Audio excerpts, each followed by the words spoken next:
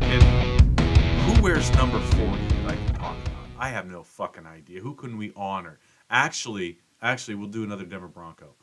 It's not the great Von Miller wore 58 for the Broncos. In the Super Bowl with the Rams, and I think the Bills now, he wears number 40. Like, what the fuck am I talking about? Von Miller. Hey, by the way, I love Von Miller. Did you guys realize, if you got some sort of trivia question or some sort of opinion question, what was the greatest defensive performance in Super Bowl history? In fucking history. Guess what it would be? If you had any brain at all.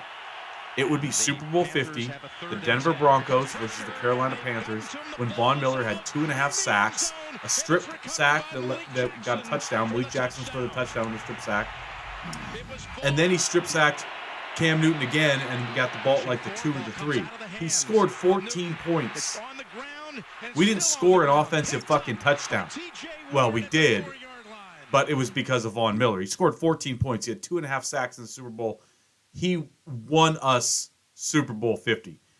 I know some people will say like Reggie White in the Packers-Patriots Super Bowl because he has that dope-ass sack where he just levels the guy with one arm. Bullshit. Von Miller, Super Bowl 50, the greatest performance in Super Bowl history by a defender. All right, I want to tell you the truth, okay? And I talked about the Republican National Committee, the RNC, and Ronna McDaniel leaving. She's not stepped down yet. I acted like she had stepped down. So she steps down like next month, okay? And I talked about Lara Trump taking over the RNC. And that was very premature on my part. I saw some articles. Trump was floating Lara Trump. But I've also seen there's a bunch of qualified people. Not to say that Lara Trump is not qualified. I just don't know her. There's a bunch of people within the RNC that are qualified that are lobbying for this position. They're actually checking their bylaws within the RNC. They're trying to make sure that, hey, we're not going to pay Trump's legal bills, are we? We have candidates in the House and the Senate all over the country that need cash too. We can't just be a piggy bank for Trump. And so, I get so desensitized to Donald Trump sometimes and some of the things he could pull. And if Lara Trump took over the RNC, which is a big if, I don't think it's going to happen. Republicans can't let that happen. You basically let Trump take over the RNC for good or bad. And you really think he's equipped to run campaigns or help run campaigns for the House and the Senate along with his presidency? Or is it just going to be MAGA candidates? And anybody who has ever opposed him a little bit in the past is a rhino, and they're going to get less funding. Can you imagine what a shit show that would be? But I want to bring it up because Lara Trump is not the head of the RNC. I don't think she's going to be. She shouldn't be. I don't care what her fucking qualifications are. Okay? But I kind of acted like Trump had taken it over, and I want to be fair to the king. We're never fair in politics. So I jumped the gun a little bit on Lara Trump and the RNC. I apologize. We will monitor it because you guys know how I feel about my girl Ronna. Anyways, moving forward. My wife's out of town. My wife is out of town. She's been out of town for like the last 3 or 4 days.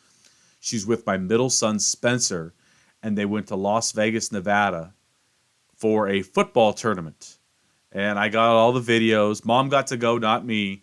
But they ended up staying a couple days extra. They were out in Mesquite, Nevada. Gorgeous fields, gorgeous scenery with the rock in the background. But so I've been on my own. I've got 3 kids. I've got my oldest son, I've got my youngest son, and I've got my middle daughter. And so we're fending for ourselves, dinners, school lunches, all that sort of fun stuff that normally mom helps out on. Oh, so do I. I'm pretty dope, I have to admit it. But I'll have to tell you what. I just noticed this, and as a father, a Republican father, a Democratic father, a liberal father, a conservative father. No, we're all fathers. We all go through the same shit. And I notice when my wife is around, which is almost all the time, I can't stop picking and prodding at my little girl, Campbell. I want to squeeze her. I want to pinch her. I want to punch her. I want to kiss her. I want to get her in a headlock and give her a noogie. I'm probably, God, I'm not a bad dad, but I just can't keep my hands off her. I like to mess with her. I like to tease her. I like to make fun of her. I like it when she comes back at me and she shows me some street smarts that she's learning. She didn't fall for one of dad's dumb tricks. But let me tell you this. When my wife is out of town and it's just me and my girl, something comes over me. I I stop picking at her and prodding at her. No more chokeholds. I do not do that. Well, it's a cute, she likes to wrestle, so we wrestle. She's going to be a wrestler. I love her more. I'm more of an adult to her. We have conversations more. And it's just weird. The dynamic changes when mom is gone. All of a sudden, dad becomes a kinder, gentler, less teasing dad. And so I pick up my wife and my son at the airport tonight. And I wonder just automatically when I come home, am I going to start, pinching my girl's arm or trying to give her a big fat kiss on the cheek or something like that? Because when mom is gone, dad transforms into super dad. No more teasing, no more picking, no more prodding, just pure loving. Thought it was interesting. I don't know. I've just been observing this, and I've noticed this a couple times. I don't know what it is about me, but anyways, I thought you guys would find that really fucking interesting. So, all right, let's talk about the Alabama Supreme Court. Let's talk about in vitro fertilization. And I'm sorry. If you're a conservative listening to this fucking show, you guys just keep stepping in it. You guys wanted Roe v. Wade overturned. My entire life, my 45 years on this planet, that was the fucking goal. End murder in this country. Well, you guys have also been obsessed with this definition of what's life? What's life? Life is at conception. You guys want this definition set in stone. Why? So maybe one day you could ban abortion. You could go further with your bans. Now, Alabama has basically taken the Republican rhetoric for the last 45 years and says life is at conception, okay? And Republicans, I can't for the life of me understand, if this was your stance, you didn't understand that egg that you say is a life that can't be touched is used in IVF treatment. IVF clinics in Alabama are halting their practices because the court applied the law. The court is applying the law. The law comes from the Republican rhetoric. Now, they asked Nikki Haley. All fucking confused. They asked Tommy Tuberville. All sorts of fucking confused. Nope, life starts at conception. Well, do you realize that would eliminate IVF? Oh, no, I'm for IVF, but life starts at conception. Tommy Tuberville is a senator from fucking Alabama. He's a former fucking college football coach of the Auburn Tigers. The guy's supposed to be prepared.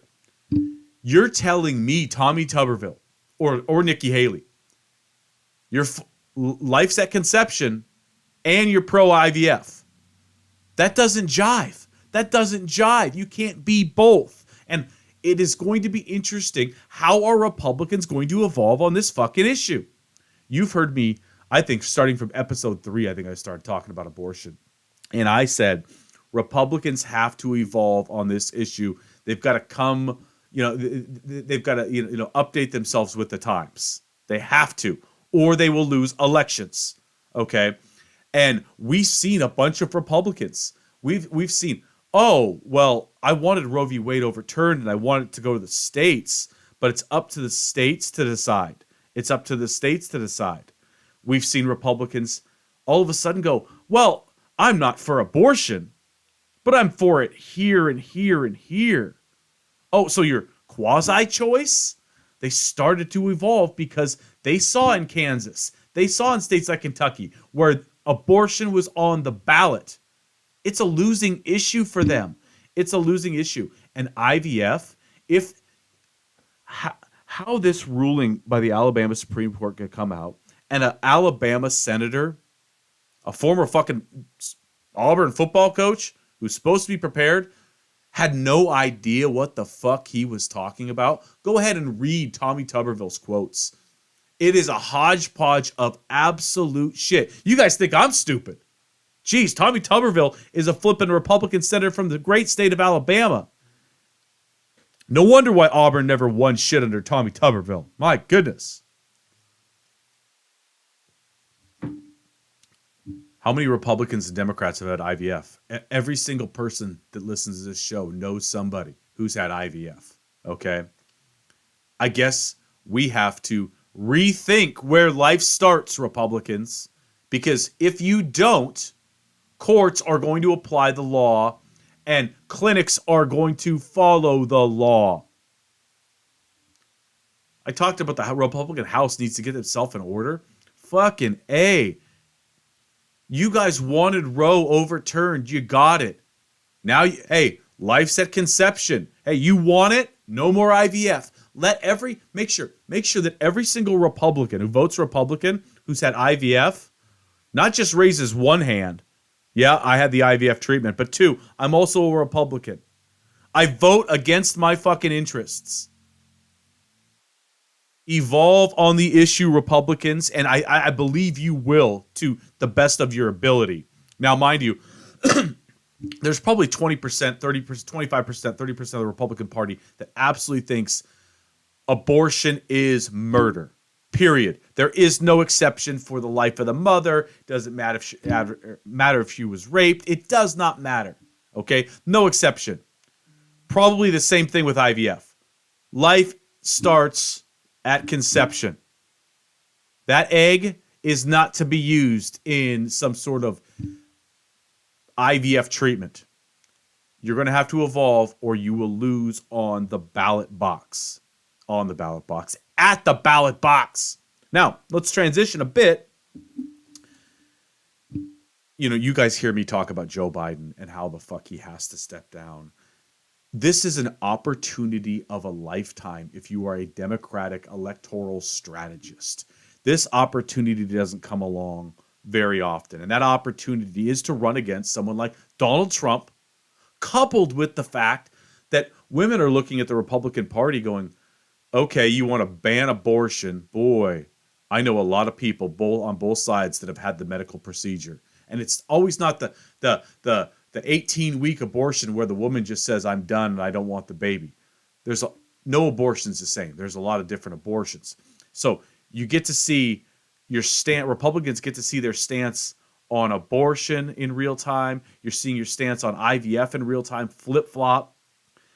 It's an opportunity for the Democratic Party to not just beat Donald Trump and the Republicans in November, to fucking whitewash them. Now, if Joe Biden is our nominee, he's not whitewashing anybody. Now, yes, he did beat Trump by 7 million votes, 7.2 million votes, and it was because of that large state called California that really pushed him over the top. No, actually, you could eliminate California and he still fucking won the popular vote. But I'm a broken fucking record. Man, I'm swearing a lot today. I'm all fired up. I'm a broken record. An opportunity of a lifetime. If Andy Beshear is your nominee, if Wes Moore is your nominee, if Roy Cooper is your nominee, you beat Trump by 21 million votes. You pick up another 5 states in the Electoral College, and you literally make the Republicans decide between their party and the image that their king has taken their party. You get to decide. Joe Biden has to fucking step down. Andy Beshear, Wes Moore, Roy Cooper, Gavin Newsom. I keep saying it over and over. The Republicans are struggling on abortion. They're going to get smacked by women. But if we wheel out an 81-year-old, that is the one man that Trump can beat. Vice versa. Trump is the one guy that Biden can beat. And Trump ain't going anywhere. Republicans, you had your shot to pick a different candidate. And we'll get into South Carolina in a minute. You had your shot. That shot is fucking over with. He's your nominee. Democrats, we didn't get to pick. We had an incumbent president. Our incumbent president and the DNC and Jamie Harrison need to fucking look themselves in the mirror and say, do we want to sweat like a whore in church on November 2nd? Or do we win like Obama beat McCain or Reagan beat Mondale? How the fuck do we want it? Do we want control of the Senate? Do we want control of the House? Another malfunction. I don't know.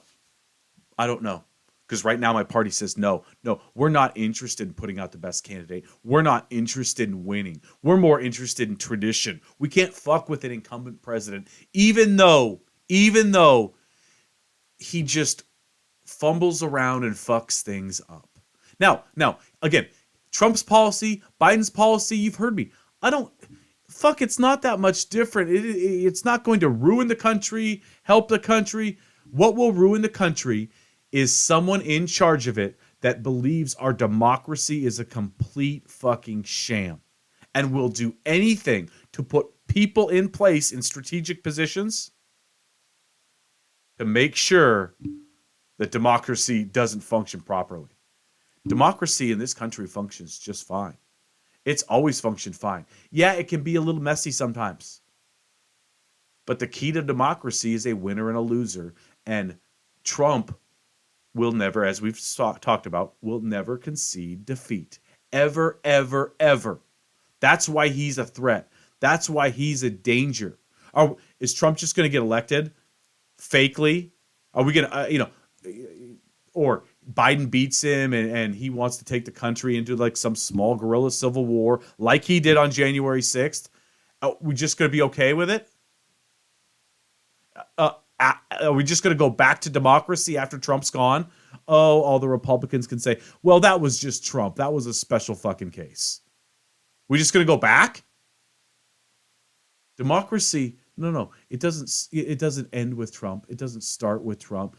It's always been here. It's been our foundation. Thank God Donald Trump was not fucking George Washington. He'd have been president for 40 fucking years. And everybody knows that. And the problem is the MAGA people would say, that's totally fine. When was having a dictator totally fine? So wake the fuck up, Democrats. I'm all over the map here. Wake the hell up. Joe Biden is going to be 81 years old. He doesn't know the difference between his granddaughter and his wife. Now, I know he does. That doesn't mean he's not going to fuck it up 3 times out of 10 in front of a bunch of people. Okay? How bad do we want to win? Trump's this existential threat. Bullshit if Joe Biden's the nominee. God. All right. Well, we had a South Carolina primary. Nikki Haley, she continues to do okay. If losing by 20 points is okay in your home state, she garnered 40% of the vote. And like I've told the king, be nice to her. She has no fucking shot of winning. Just pat her on the head like a puppy dog. Ignore her. She's brought the heat lately, the last few weeks, like never before. Ignore her, Donnie. Ignore her. Now, does Trump have a problem? Trump have a problem? How many of those Nikki Haley voters are Democrats? I know, everyone's going to yell at me on social media. It's just Democrats. Well, if you want to lie to yourself and tell you that it's just Democrats, or if I want to lie to myself, Republicans, and tell myself it's a bunch of disgruntled Republicans that are voting for Haley and they won't vote Trump, we can lie to each other. The truth's more in the middle. Sure, there's some Democrats voting for Haley in South Carolina. No doubt. There's also some female Republicans. Will they come back to Trump? Is it a problem? That's one of the things that reading social media comments, talking with some of the MAGA people, there is, I understand that there's an election, and one of the reasons why an election, or a football game for that matter, is so nerve-wracking is because you could win or you could lose. I'm telling you, these MAGA people, Trump didn't lose. Trump can't lose. Trump is going to win in a landslide.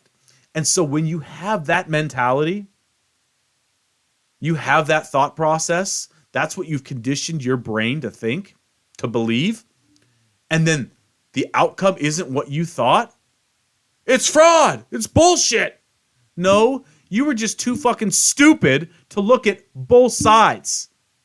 Maybe a third side. Yeah, Trump could lose. So could Biden.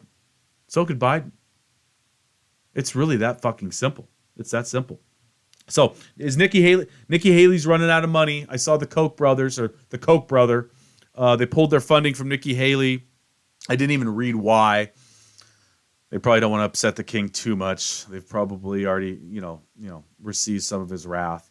But Haley's going to stay until Super Tuesday. I'm not even sure when that is, when there's like 10 states that vote. She might be able to, I don't know, maybe Utah's in there. Could she win Utah? I don't know. Some of those Mormon conservatives are really soured on Trump. Those Mormon conservatives are the reason why a senator like Mitt Romney, or the Republican pallbearer, or former nominee for the presidency, came damn close to beating Obama. It's the reason why he was able to speak his mind, because he was in a state protected from Trump. He wins by 35, 40%, and if he goes against Trump, oh no, he loses 8%. Other politicians weren't so lucky. They weren't so fortunate. They didn't have that rope that Romney had. So Nikki Haley stays in until Super Tuesday. How much more damage can she cause? I'm telling you, Donnie, the quieter you are, the less damage that she causes. Okay. We haven't talked about sports in a while. We haven't. We haven't even talked about the Denver Broncos that much. Well, let's hit it really quick here. The Denver Broncos, what are we going to do at the most important position on the field? Quarterback. The Denver Broncos have never drafted a quarterback that was worth a shit. We traded for Elway, and we got Manning off when the Colts cut Peyton Manning. We picked him up. We got him in free agency. He chose Denver. We just tried to trade for Russell Wilson. We traded for Jake Plummer. We didn't draft Jake Plummer. Denver has never... Craig Morton. We didn't draft Craig Morton. Denver has never... And I know there's different front offices, but we've shown zero capability to actually draft a signal caller that was worth a shit. So what do we do? We have been quarterbackless in Denver since 2015. And really, 2015, the year that we won it with Manning, and in 6 games with Osweiler, we were fucking quarterbackless. Peyton Manning was absolutely shot. Totally shot. Completely shot. So what does Denver do? Do we draft a quarterback? Who do we look at in free agency? Do we try to trade for a quarterback? So if they go out and get Kirk Cousins in free agency, which is going to cost them $40-50 million on a 1-year deal, I'm all for it. I'm all for it. Cousins can put up numbers. He can throw the football. He's a quarterback that we haven't had since Manning. And I'm not comparing Cousins to Manning. Now, could we go trade for Justin Fields? The Bears have the top pick. Justin Fields looks like he has everything. My God, what a physical talent that sumbitch can throw. Run, throw. Now, how smart is he? I don't know. How quick does he get to his third read or his second read? I don't know. Can defensive coordinators trick him pre-snap with scheme? I don't know. But Justin Fields is extremely intriguing to me. If George Paton and the Denver Broncos made that move, I'd be for it. Now, the draft. My goodness. You've heard me talk about how I don't break down NFL quarterbacks that are college, trying to enter the league, because it is the hardest. It's like trying to evaluate a baseball player. You don't know if they can hit a 97-mile slider. You just don't know. You don't know, even if they're a blue chip. In football with quarterbacks, you have no flippin' idea who's going to be good. I throw this out. Trevor Lawrence will be entering his 4th year in the NFL. Number 1 overall pick. Coming into last year, everyone was like, oh, Lawrence, he's on his way. He's on his way. And I was like, really? I don't know. I'm not sold yet. I'm telling you, we are 3 full seasons into the NFL with Trevor Lawrence, and you still don't know if he's any good. Herbert from University of Oregon, San Diego Charger quarterback. Yeah, Herbert looks really good. He took a big step back last year, this year. Maybe that'll change. Harbaugh's coming in. I believe in Herbert, but we still don't know 100% on Herbert. I still think there's some questions. So how guys that have been in the league 2, 3, 4 years, you're still going, yeah, I don't know. Maybe it's there. Maybe it's not. How do you evaluate a college kid? How do you evaluate J.J. McCarthy, the Michigan Wolverine quarterback, coming into the draft? The dude didn't throw a pass in the second half against Iowa. Why? Harbaugh just loved to run so much. Maybe that was their philosophy. And you heard me say this before. McCarthy was not being asked to do as much as he could do, for sure. But this kid really did not throw the ball at the collegiate level, like you need to see. Nowhere near to be a first-round pick in the NFL. My boy Michael Penix. Shit, he should have quit after the Texas game. He looked like Johnny Unitas. Yeah, I mean, even under pressure, he looked great. The championship game against Michigan, he missed some big throws. He missed Roma Dunze in the first half. Would have been a touchdown. He missed throws that he generally made. And part of it is, if you pressure Michael Penix, he gets nervous. He gets shaky. Is Michael Penix, he's got first-round arm talent, 100%. Outside of that, I'm not sure. Caleb Williams can't stay healthy, and he turns the ball over like crazy because he's a magician. Is he going to make it? I have no idea. So, Denver drafting a quarterback? I have no idea. How will that work? Who do we draft? Here, I say we get Cousins and we draft a quarterback. We trade for Fields and we draft a quarterback. And I don't care if that quarterback is a first-round pick. Denver, instead of trying to pick one guy and cross your fingers, he's the guy, let's pick two. Cousins and our first-round pick. Justin Fields and our first-round pick. Okay? Let's get Justin Fields and pick up Michael Penix. Let's get Justin Fields and pick up McCarthy. Let's get Kirk Cousins and pick up one of those two guys. I still would take Penix over McCarthy. But there's something about McCarthy that tells me he's a gamer. Even though we haven't seen it.